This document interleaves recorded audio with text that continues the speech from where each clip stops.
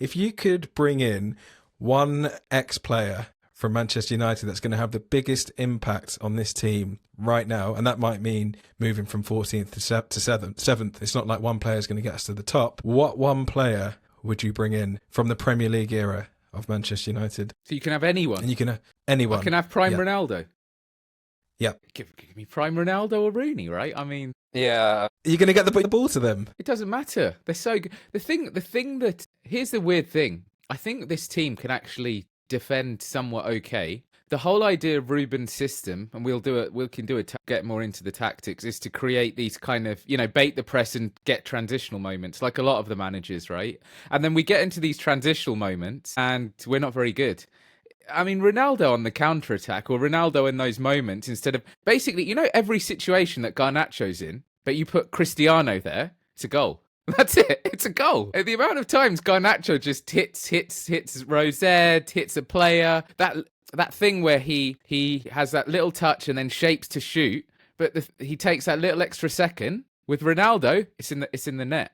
Prime Ronaldo, right? Not Ronaldo, 38-year-old who we signed. Prime Cristiano in that exact situation. It's like one touch, bang, goal, and then we get back into our good defensive shape and we'd win a lot of football matches. Fair play, Ash. I was thinking Prime Rooney purely because of the work rate as well, along with the quality, because, if we're getting really technical, and we'll try not to, but the Prime Cristiano, the only problem is like the off the ball work. It's like, who can do the dog running for him like Tevez and Wazza did in that '08 team. And then the only other, two players in terms of but one position, obviously central midfield, Roy Keane or Paul Scholes, obviously a prime Paul Scholes. But I'll go with Wazza because Wazza was the man. Yeah, fair enough. Controversially, I'm going to go for a midfielder, but Can I guess? not one of the two. Can I guess? Yeah. Carrick? Yeah. I Yes. knew you were going to say Carrick.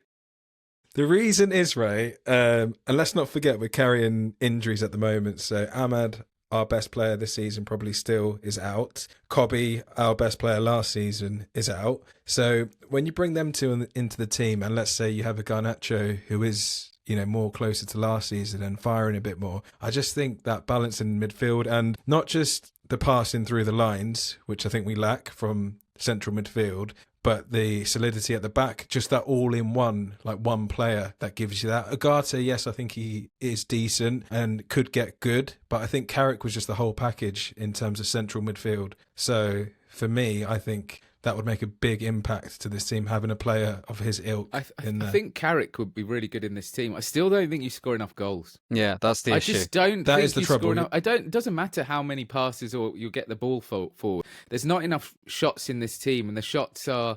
The one shot player in this team is Garnacho, and he's not a good shooter. So I'm kind of like, I want someone... I'm with Ash. I'm happy with Rooney.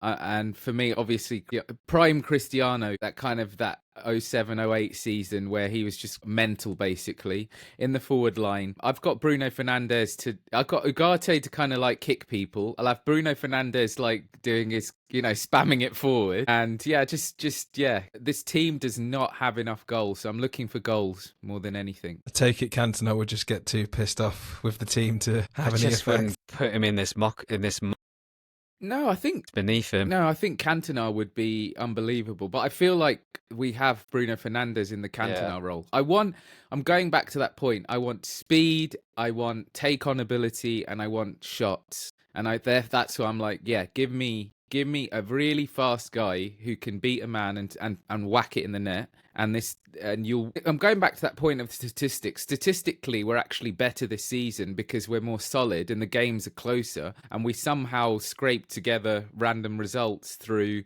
getting a few goals when it mattered. If we could do that in this team, it's weird how a draw can turn into a win just because Cristiano will put it in the net. So, yeah, I think it would be a lot of points. And probably thinking about that, we talk about the transfer window, right? And what this team needs. It definitely needs some take-on ability. And we'll go through a pod without mentioning Marcus Rashford, but he's your kind of guy that your poor man, a shot maker, right? If he's going to leave, and we need someone to, and I think we discussed Ten Hag's first season. Take Rashford out of Ten Hag's first season. Let me tell you, we are not finishing third. We are nowhere near third. He overperformed No. that season as well, in terms of his finishing. I think you guys are spot on with the goal scoring. Obviously, that's why I was big on throwing the bank at Kane 2 years ago. But yeah, I think there's multiple positions that we could do with. So I just wanted to throw that one in there to see who you picked. And yeah, you picked. I think I said on the last pod was, Adam Wharton. Adam Wharton to me, it's the Michael Carrick. I just think to buy Michael Carrick for 17 million. We're not in that position where we're Man United and we can throw the equivalent of today of the 80 million to Palace. Plus the competition is going to be stiff. To get Wharton, yeah. So City, Chelsea, even if Liverpool actually want to, open the taps in terms of transfer budget, especially as they're about to win the league as well, that's the problem.